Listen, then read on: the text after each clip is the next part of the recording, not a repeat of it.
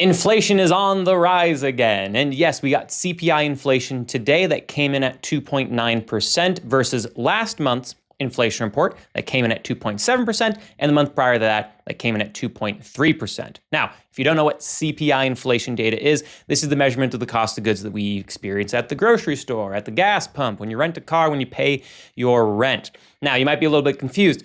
Wait, I thought inflation went down, and it did go down yesterday. The PPI inflation, which is the measurement of the cost of goods experienced between businesses, right? A retailer buying product from a manufacturer, or a manufacturer buying product from, a place that sells raw materials to turn into goods to then send to the retailer, right?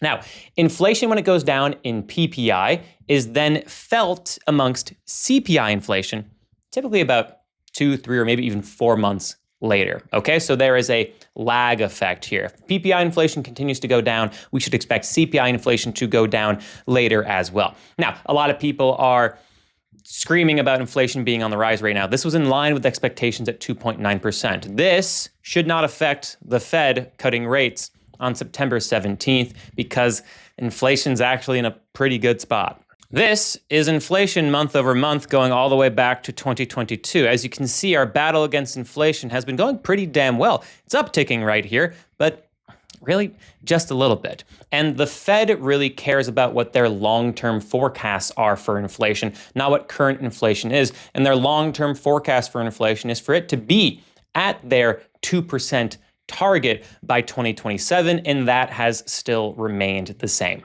So yes, inflation has been on the rise for the past 3 months, but it's not like in a dangerous point right now, insofar as the Fed is concerned. Also, the markets are a little bit red right now, about 20 minutes or 30 minutes after this news came out, and I think it's just a little bit of a fake out. Things generally look positive still, in my personal opinion, for markets, at the very least, heading up to the decision for rate cuts on September 17th.